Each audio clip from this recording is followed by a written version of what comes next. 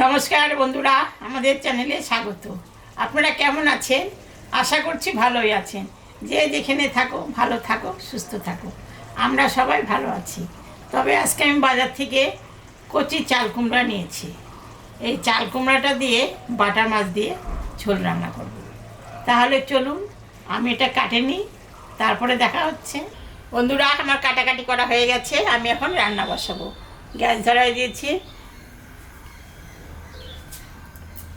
কড়াই গরম হয়ে গেছে। আমি এখন সর্ষের তেল দেব।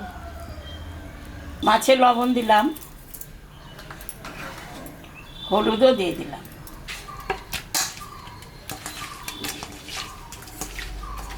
তেল গরম হয়ে গেছে। আমি এখন মাছটা ভাজবো।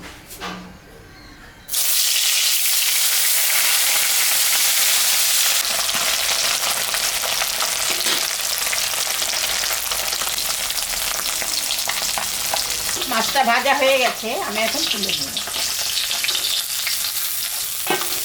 মাছ ভাজা তেলের উপরে শুকনো লঙ্কা, জিরা, সম্বরা দিচ্ছি।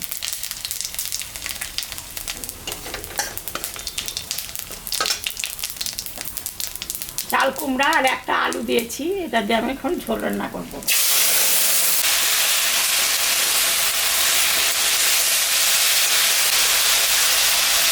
লবণ হলুদ দিয়ে দিলাম।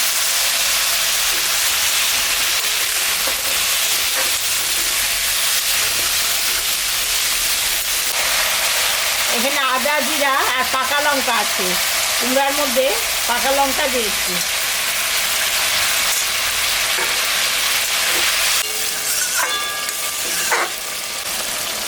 সামান্য একটু জল দিই।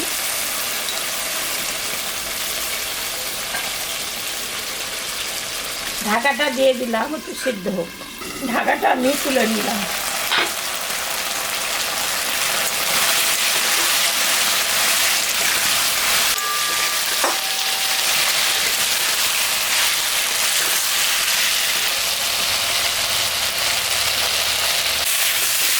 হয়ে গেছে বন্ধুরা কষানো। কারণ চাল কুমড়ার মধ্যে অল্প মশলা দিয়ে মাছের ঝোল করে খাই, দেখবেন ভালো লাগবে। আমি এখন জল দেব।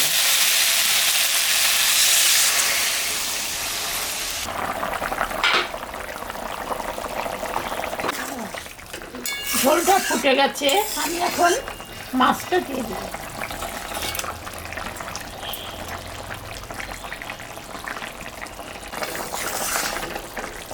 হয়ে গেছে বন্ধুরা মাছের ঝোল। আমি এখন মাছ দেব।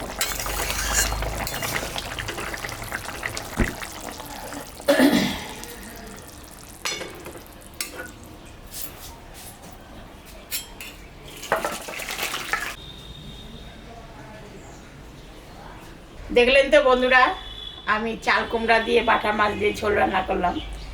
এরকম পাতলা ঝোল রান্না করে গরমের সময় খাবেন, খেতে খুব ভালো লাগবে, শরীরের পক্ষেও ভালো। খেয়ে কেমন লাগলো আমাকে কমেন্টে জানাবেন। আমাদের চ্যানেলটাকে সবাই একটু সাবস্ক্রাইব করবেন। আমাদের সদস্য একদম বাড়ছে না। ভিডিওটাকে দেখবেন, শুরু থেকে শেষ অবধি দেখবেন। ভালো লাগলে লাইক করবেন, শেয়ার করবেন। টাটা।